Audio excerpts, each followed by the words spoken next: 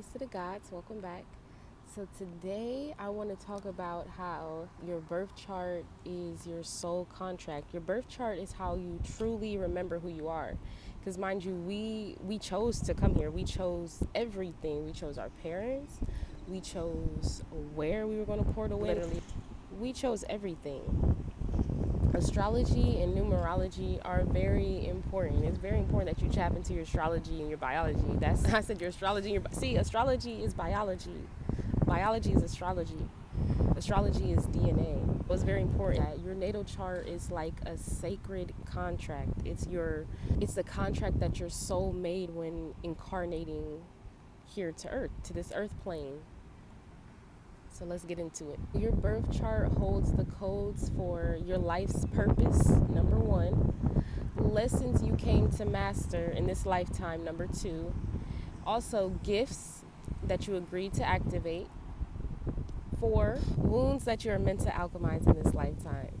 And 5, the timing of your spiritual initiations. You know, those like different trials or obstacles or like situations that you go through that are really hard. That's like a spiritual initiation, kind of like going to a next level.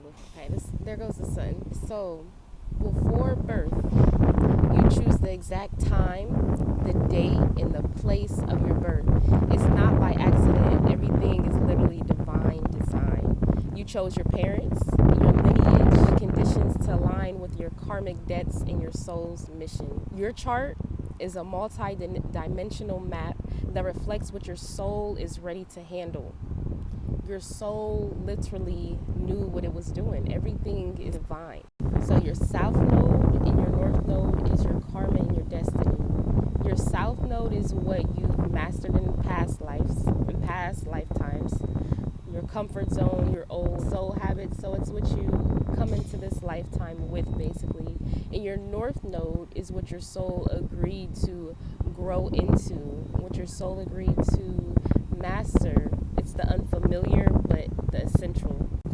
Following your north node is how you fulfill your soul contract, unlock soul elevation. Your Saturn is your soul's promise. Your Saturn is a keeper of divine time and karmic contracts. Wherever Saturn is in your chart is where you made the promise. I will master this in this lifetime. This is what you promised to master in this lifetime. It's your sacred burden and ultimate liberation. Saturn is not a punishment, but it is your vow. Saturn is the discipline. Saturn rules time. Saturn is structure. So Saturn is what you have to master, is what you promise that you would master in this lifetime. Your aspects are like conversations between lifetimes. The angels in aspects, your squares, your trines, your oppositions, are your soul's inner dialogue. For example, a square from Pluto to Venus, that's your soul saying, I need to learn how to transform love. It's not random, it's sacred geometry, mapping soul evolution. So the reason why I feel like this matters is because you can stop blaming life, people, or a higher power that you chose this. You are accountable. You can't blame anybody but yourself because you chose everything. You remember you came here on purpose, with purpose. Literally. You realize you are not lost. You're on a path your soul chose. Everything is divine. And ways to use this wisdom is to study your birth chart with reverence, not just curiosity. Meditate on your north node, your Saturn, and your Chiron on your entire chart, what they are asking you. Use transits as divine check-ins.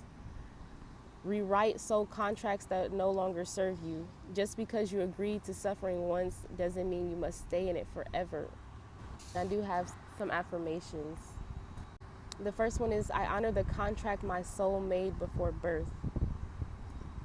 Everything in my life is sacred, even the hard parts.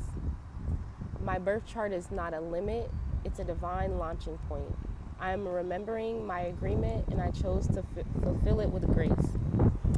It's very important that we tap into astrology. Astrology is connected to biology. Biology is connected to astrology. Astrology is connected to melanin. Melanin is connected to grounding.